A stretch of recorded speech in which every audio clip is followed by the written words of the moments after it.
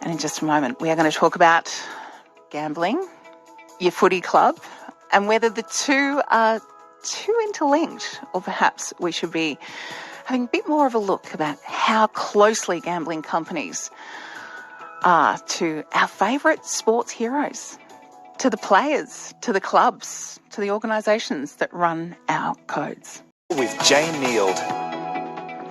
Well, do you actually care whether or not your footy team has links to gambling companies? Do you even notice if there's a betting agency logo slathered all over your club's uniforms or social media channels? Kind of hard to avoid sometimes. Or are you one of a growing number of people who would like to see sports clubs and sports gambling companies part ways for good? The federal government continues to come under fire for failing to act on proposed gambling reforms. They were championed by late Dunkley MP Peter Murphy.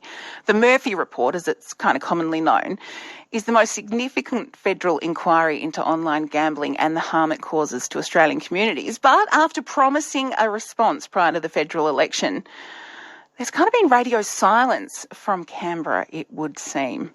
Today it was revealed via an anonymous code sports survey that some of football's biggest player agents, now these are the people who represent our big footy stars, 76.5% of those agents acknowledge that gambling is a real concern among the footballers and the players that they represent.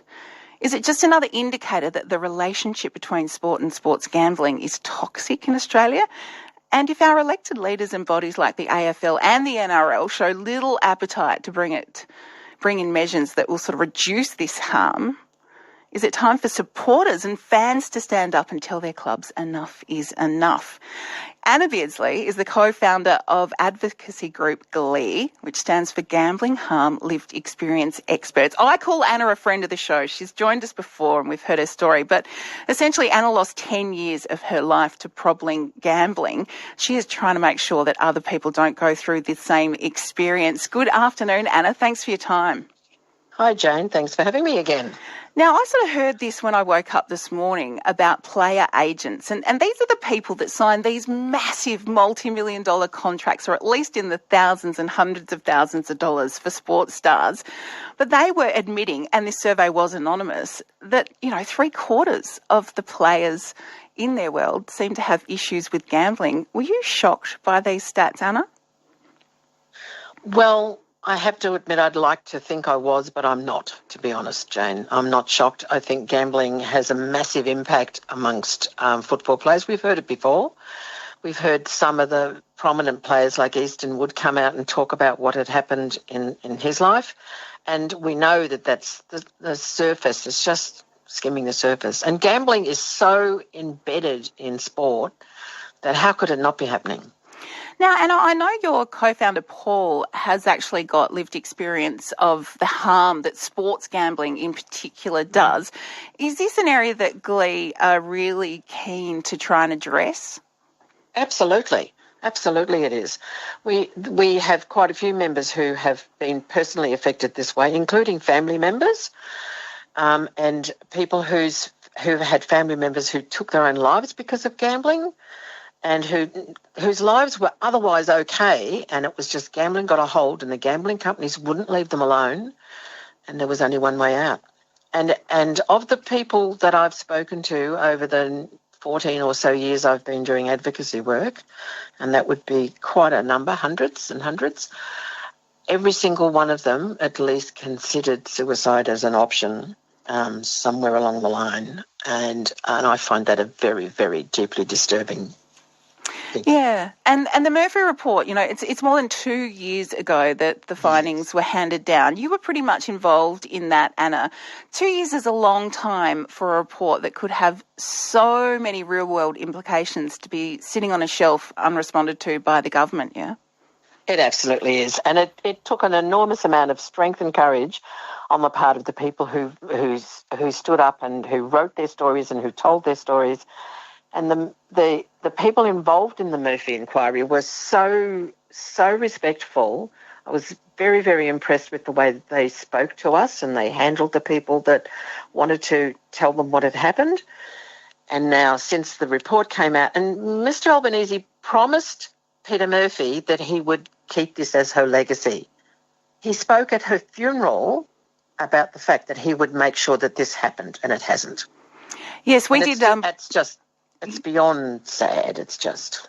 Yeah, we followed this up with the government. We've spoken to Peter Costello and people like that. And we tried to say to the government, okay, are you going to hand down these inquiry responses before the election? And they pretty much said, look, we'll leave it till after the election. Yeah. But that's kind of months ago now. Do you hear anything in Canberra that makes you confident, Anna, that the PM will stand by that promise and that they are serious about perhaps tackling this issue of sports gambling? Honestly, I think they're hoping it'll go away. They're hoping that they can just not have to deal with it, and that if they keep quiet long enough, it will go away. But as far as I'm concerned, and as far as many of my people are concerned, that we're not going to let it go away. We're speaking with Anna Bardsley. She's the co-founder of advocacy group GHLEE, Gambling Harm Lived Experience Experts, and Anna lost 10 years of her life to problem gambling.